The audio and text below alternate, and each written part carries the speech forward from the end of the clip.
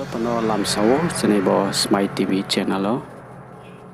And their concerns and demands with regard to their rights.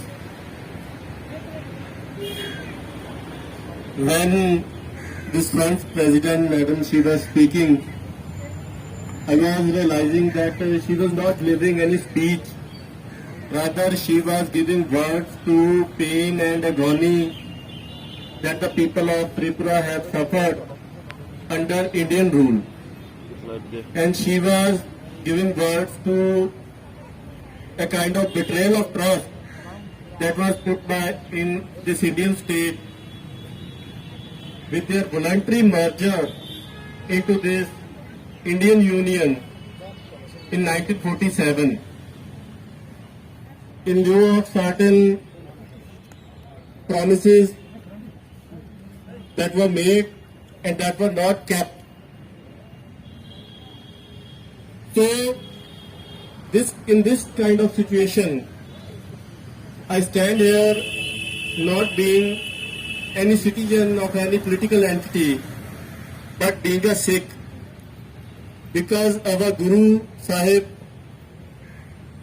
has put this duty on every Sikh to stand with those who struggle for their rights, who seek their rights, who fight for justice, and who fight for their all kind of rights, whether it is linguistic rights, their cultural rights, their right to livelihood, their right to identity, their right to land, their right to self-respect.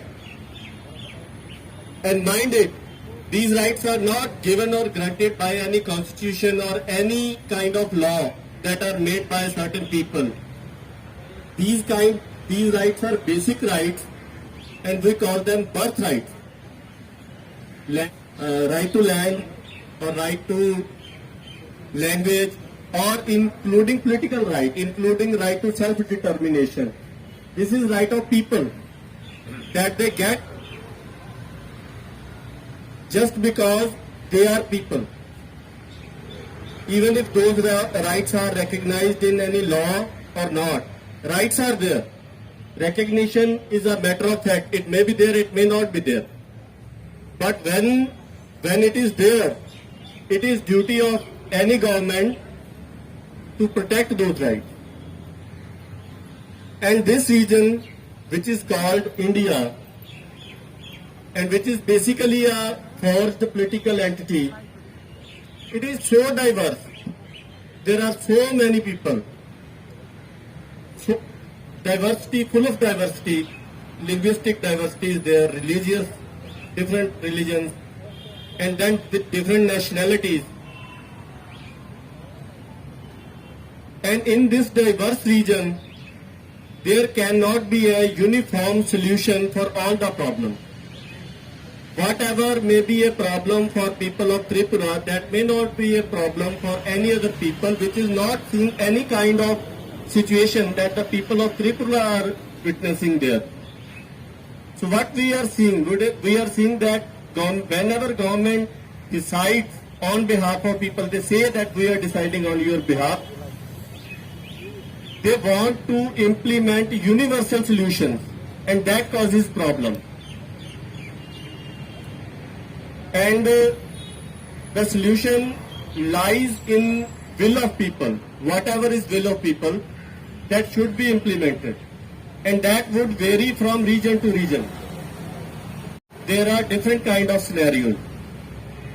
In Tamil Nadu, there are different kind of concerns. In Tripura, there are different kind of problems. When the problems are different, solution has to be different and particular. There is particularity in situation, but what they are doing, they are generalizing this problem and then causing problem to another. So, this is our duty to stand with all those who struggle for their rights, and I salute your commitment.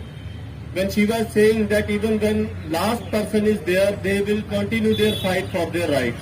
This is the determination to which I salute, and I wish all the success to your struggle. Your concerns should be addressed, and as you had put faith in this country or in this union, it is the duty of this government to value that trust that you had put. And she has rightly said that when there is continuous betrayal, then people will have to stand up and say enough is enough. So it is the onus is on the government that they should respect your concerns and they should find a particular solution to your problem.